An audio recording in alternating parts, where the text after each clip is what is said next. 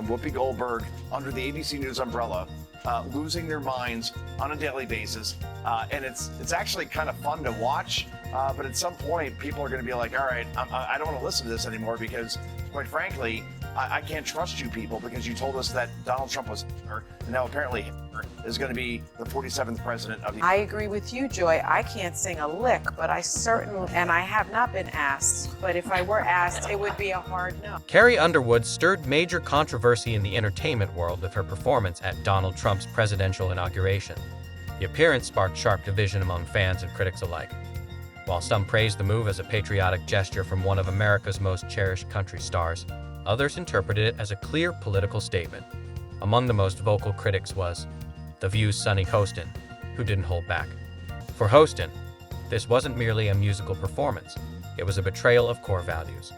She labeled Underwood's decision as disappointing and condemned her for aligning, even indirectly, with an administration she found deeply troubling. Oh, beautiful for spacious skies, for amber waves of grain, for purple mountain majesties above the fruited plain. What started as a high-profile performance for Carrie Underwood quickly morphed into a firestorm of controversy. The focus shifted from her music to a heated debate about her values, loyalty, and perceived political stance. That dramatic moment on stage came with serious consequences. Within days, her appearance became headline fodder, sparking a media frenzy. But that was only the beginning. On The View, Sunny Hostin wasn't finished expressing her outrage. She escalated her response, turning initial disappointment into sharp criticism. Hostin openly questioned how Underwood could sing patriotic songs and wave the American flag while performing for someone she bluntly referred to as a convicted felon. The remark landed like an explosion, sending shockwaves across social media. Viewers weren't just reacting to Hostin's words, they were analyzing her intent. To many, her critique didn't come off as mere political commentary. It felt deeply personal, an attack on Underwood's character, values, and patriotism. Still, Hostin stood her ground and doubled down on her stance. Meanwhile, Underwood's fans were quick to respond. They flooded the internet in defense of their star, turning the controversy into a fierce online battle. The controversy quickly escalated into a full-blown battleground, and this time, the spotlight shifted to Sunny Hostin. Critics accused her of crossing a line, turning personal opinion into a public takedown. Others applauded her for what they saw as a bold stand against hypocrisy. What began as entertainment chatter had now evolved into yet another flashpoint in America's ongoing culture war, where celebrity, politics, and public perception collide. Meanwhile, Carrie Underwood stayed silent, at least publicly. But silence didn't mean surrender. Behind the scenes, she was preparing a move no one saw coming. Rather than releasing a statement or launching a social media tirade, Carrie went straight to the courts. She filed a defamation lawsuit against Sunny Hostin and several other co-hosts of The View. The gloves were officially off. Underwood's legal team argued that Hostin's remarks weren't just inflammatory. They were false, reckless, and deliberately harmful to Carrie's reputation. In an industry where public image can define a career, Carrie made it clear she wasn't going to let this slide.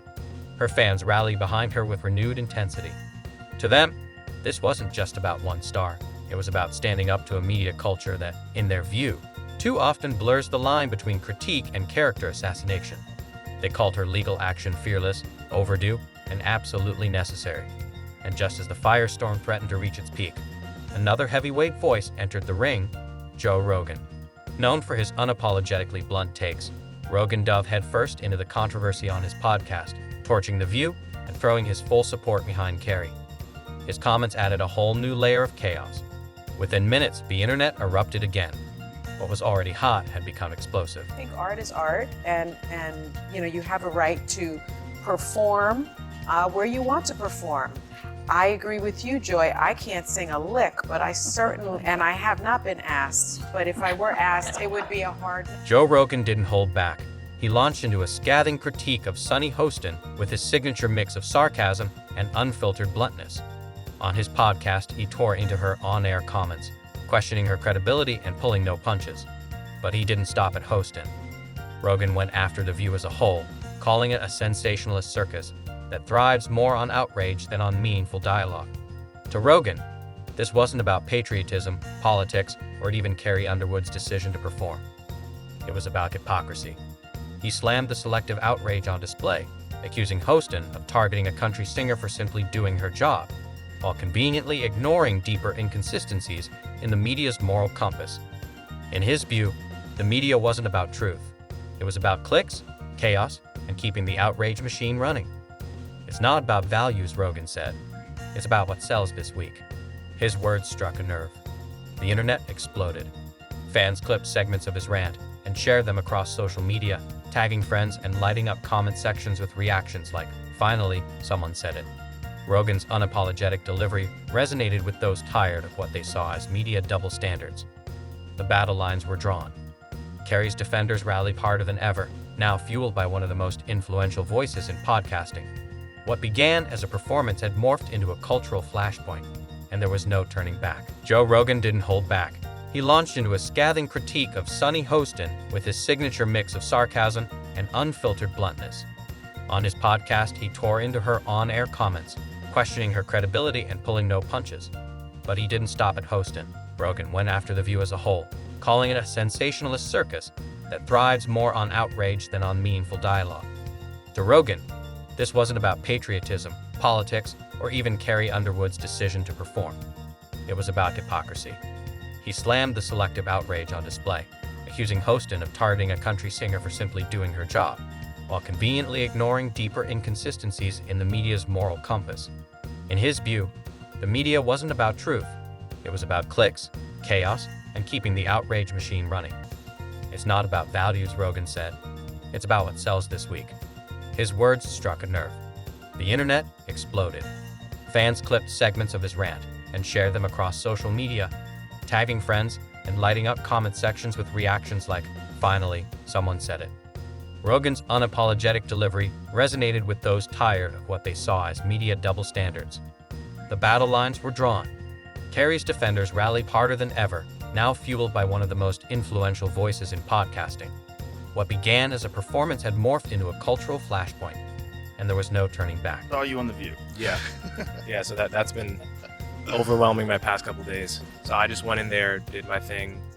I had no idea what to expect. I didn't know who Sunny Hostin was. I actually still really don't know. So I wasn't expecting necessarily for her to kind of try to ambush me in that way and attack my character in that way. Well, it is the show that people love to hate. Yes, that's true.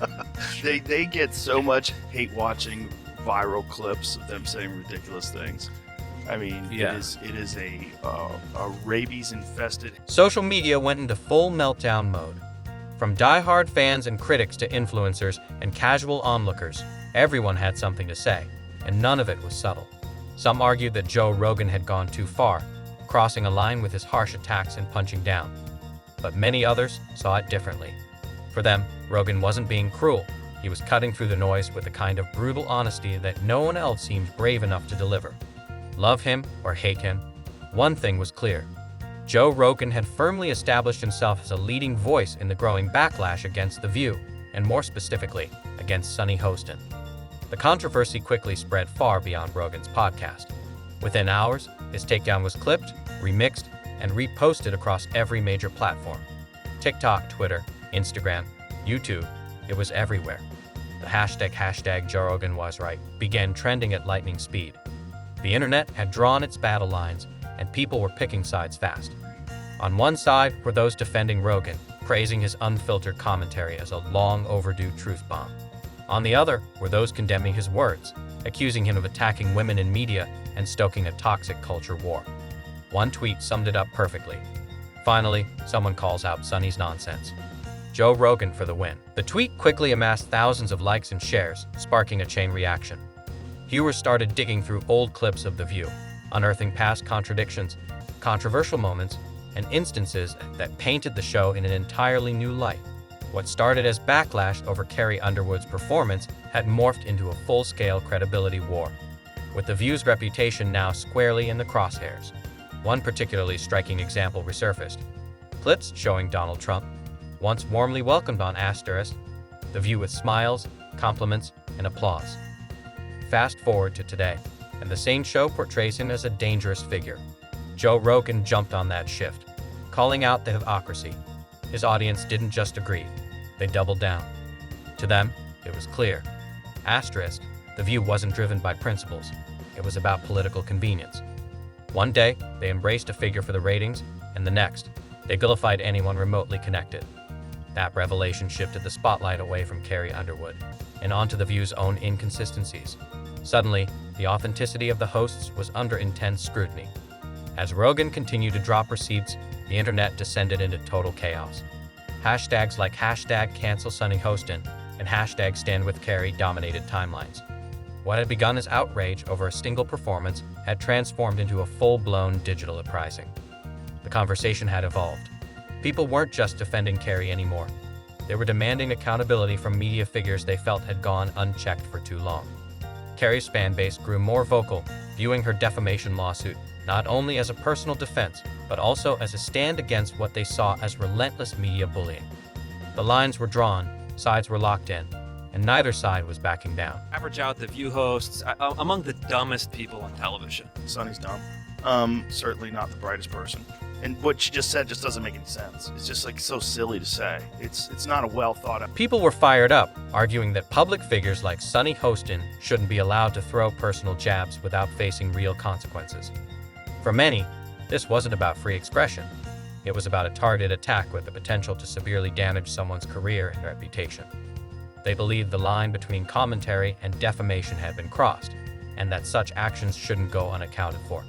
But Sunny's defenders were quick to push back. They dismissed the backlash as overblown, claiming that she was simply expressing an opinion during a politically charged moment. According to them, Sunny wasn't saying anything more than what many people were already thinking. Despite this, the criticism didn't subside. It only grew louder. Comment sections on The View's social media posts overflowed with demands for apologies, calls for suspension, and even outright requests for Sunny's firing. The reaction was intense and unrelenting. It became clear that this wasn't just a passing internet trend. It had turned into a full-scale reputational crisis. What started as Carrie Underwood saying at an inauguration had snowballed into a national debate over free speech, media ethics, and where the line should be drawn between personal opinion and defamation.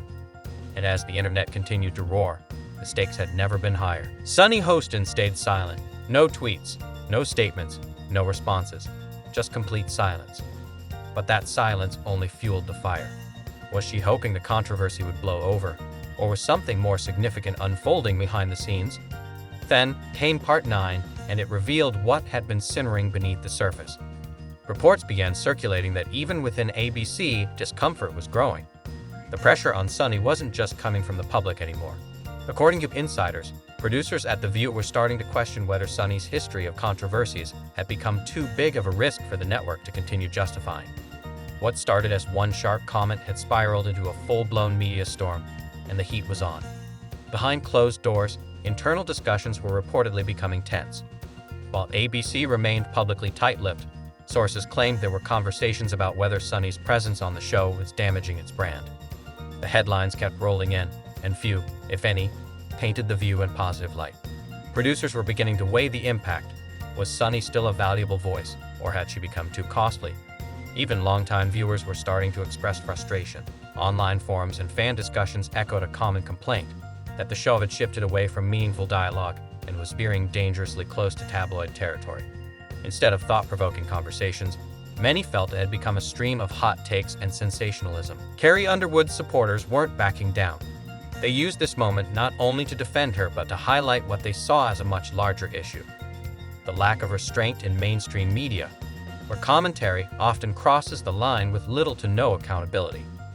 Sunny's silence only stoked the flames, and more people began questioning whether her seat on The View was still tenable, or if her time on the show was running out. Carrie's lawsuit had evolved into something far beyond personal defense. It was becoming a symbol of resistance, a challenge to media figures who, in the eyes of many, had grown too comfortable using their platforms without considering the consequences. This wasn't just about Carrie Underwood anymore. It was about accountability in an era where influence spreads faster than truth. At its core, the story was no longer just about a country star and a talk show host. It was about the boundaries between free speech and defamation, between honest critique and character assassination. One viral tweet captured the essence perfectly. This isn't just about Carrie. It's about holding powerful voices accountable when they cross the line. That message was heard loud and clear, and Carrie's legal team made sure of it. In today's hyper-connected world, where every word can go viral in seconds, the rules of the game had changed. Whether you're a daytime TV host or a global music icon, the public is watching, and the stakes have never been higher. As for Sunny Hostin, her future on The View looks increasingly uncertain. With Joe Rogan's viral takedown still reverberating across the internet and public pressure mounting from every direction, the question isn't just whether she'll respond, it's whether she can recover at all. And Carrie, she's proving that sometimes the most powerful response isn't a tweet or a post. Sometimes it's wrapped in legal paperwork delivered straight to the source.